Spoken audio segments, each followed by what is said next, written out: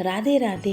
Hello everyone, आज की video में हम जानेंगे अपरा एकादशी का व्रत कब है, व्रत हमें कैसे करना है, व्रत ना कर पाए तो क्या करें और अपरा एकादशी के व्रत पर पारण हमें कब करना है। देखिए तो जेठ मास के शुक्ल पक्ष में आने वाली एकादशी को अपरा एकादशी कहते हैं। अपरा जैसा कि जिसके नाम से ही पता चलता है, अपरा का मतलब है अपार, यानी जिस एकादशी को करने से हमें अपार पुण्य प्राप्त होता है उसे अपरा एकादशी कहते हैं। अपरा एकादशी का व्रत पूजन करने से व्रत पूजा करने वालों को फल मिलता ही है, साथ में अगर उसके पूर्वज किसी भी कारण से प्रेत योनि में या किसी अन्य दुखाई योनि में तो उनको भी मुक्ति मिल जाती है। जब हमारे पूर्वज, हमारे जो पितृ होते हैं वह सुखी होते हैं तो हमारे घर में खुशहाली रहती है। तो हम व्रत पूजन कैसे करेंगे, देखिए अगर आप किसी कारण से व्रत नहीं कर पाए तो इस दिन आप भगवान विष्णु का पूजन जरूर कीजिए। तो यहाँ पर हमने एक वस्त्र बिछाया, भगवान विष्णु को विराजमान कर लिया, गणेश जी को भी विराजमान कर लिया और अपरा एकादशी जो शुक्र के दिन है, इस दिन महालक्ष्मी जी को भी पूजन करेंगे। तो लक्ष्मी जी को भी हमने विराजमान कर लिया। उसके बाद हाथ जोड़कर प्रार्थना करेंगे,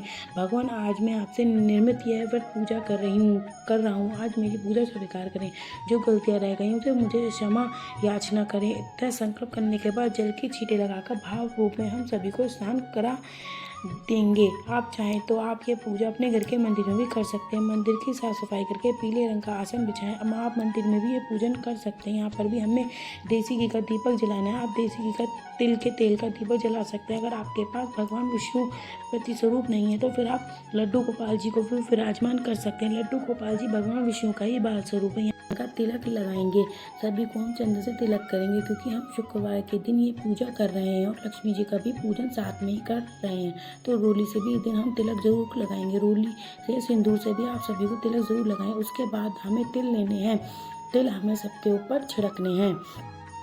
छिड़कने के बाद जितने हम तिल दीपक में ज़रूर डाल देंगे। फिर आपके पास फूल हो तो आप फूल समर्पित करिएगा, फूल नहीं तो कोई बात नहीं। इसके बाद हम माला स्वरूप कलावा की माला भगवान श्री विष्णु और गणेश जी, लक्ष्मी जी को समर्पित करेंगे। फिर धूप दीपक से हम प्रार्थना करेंगे, धूप दीप दिखाएंगे। उसके बाद देखिए गणेश जी को बिना तुलसी के भोग को समर्पित किया जाता है, इसलिए गणेश जी को हम अलग से भोग समर्पित कर देंगे। यहाँ पर हमने गणेश जी को भोग समर्पित कर दिया है। इसके साथ ही एकादशी के दिन हम कोशिश कीजिए कि आप तुलसी मंजरी भगवान विष्णु को जरूर समर्पित कीजिए और इसका विशेष ध्यान रखिए कि तुलसी मंजरी आप एक दिन पहले ही तोड़कर रख दें। उस दिन एकादशी के दिन दूसरी मंजरी को हाथ भी लगाना नहीं चाहिए। एकादशी में फलाहार भोग भी समर्पित किया जाता है। आप एकादशी में जब आप भोग समर्पित करें तो खीरे का भोग अगर मिल जाता है तो खीरे का भोग, और वरना तो कोई भी फलाहार भी समर्पित कर सकते हैं।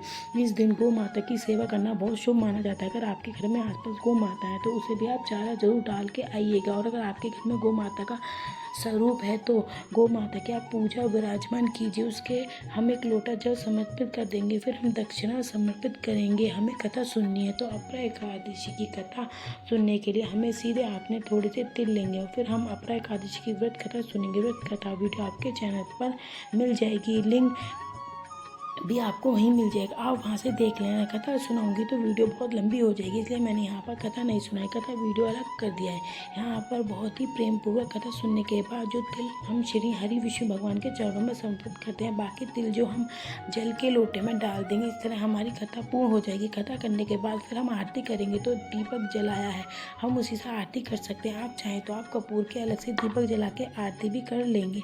आप विष्णु की आरती करेंगे। इसके बाद जोड़कर पूजा हो कमियों के समय याचना करेंगे, अपनी कामनाओं को पूर्ण करने के लिए, अपने पूर्वजों की मुक्ति के लिए भगवान विष्णु से प्रार्थना करेंगे। इसके बाद थोड़ा सा जल लेकर हाथ में हमने चौकी लगाई उसके ऊपर से 2 बार हाथ जोड़ लेंगे, अपनी पूजा को पूर्ण करेंगे। तो इस तरह हमने सुबह के समय पूजा करनी है। फिर जो जल का लोटा है वह सूर्यदेव को अर्घ देंगे। जो भी भोग प्रसाद हमने चढ़ाया है वो घर के सभी सदस्यों में प्रसाद के स्वरूप में हम बांट देंगे। हम सुबह इस तरह से पूजा करने के बाद दिन में हम चाय पी सकते हैं। अगर आप बिना कुछ खाए रह सकते हो तो अच्छी बात, लेकिन अगर नहीं रह पाते तो कोई फल आप खा सकते हैं। फलाहार ही लेना होता है। एकादशी के व्रत में अन्न बिल्कुल नहीं खाया जाता। तो दिन में आप चाय पानी लीजिए। शाम को फिर हमें यही दिया जरूर जलाना है और भी फलाहार बनाएंगे, उसका भोग समर्पित कर देंगे। अगले दिन हम चौकी उठाएंगे। अगले दिन ही हमें व्रत का प्रारण करना है। जो दक्षिणा हमने ली है ना अगले दिन व्रत का पारण करने से पहले हम कुछ दान करते हैं, दक्षिणा आप उसी दान में दीजिए। हम जान लेते हैं कि अपरा एकादशी का व्रत पारण किस समय करना है। तो देखिए, अपरा एकादशी जो व्रत है, ये व्रत 23 मई दिन शुक्रवार को किया जाएगा। व्रत का प्रारंभ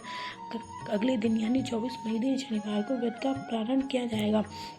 व्रत के प्रारंभ का समय रहेगा 5:26 से 8:11 तक, यानी अपरा एकादशी का व्रत का प्रारंभ 24 मई दिन शनिवार सुबह 5:26 से 8:11 तक ही किया जाएगा। तो फ्रेंड्स, आइए, आप सबको सभी डाउट क्लियर हो गए होंगे। फिर भी अगर कोई डाउट, आप कमेंट सेक्शन में रिप्लाई करने की पूरी कोशिश करूँगी।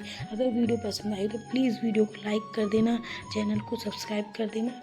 Thank you. आपको ये ऐसे ही पूजा विधि करनी है। अगले दिन आप ये किसी को भी दान में दे सकते हैं। अगर आपको ये वीडियो अच्छी लगे तो चैनल को सब्सक्राइब करना, लाइक करना, कमेंट करना और प्लीज़ इसको बहुत सारा प्यार देना। और कोई भूल चूक हो गई हो तो क्षमा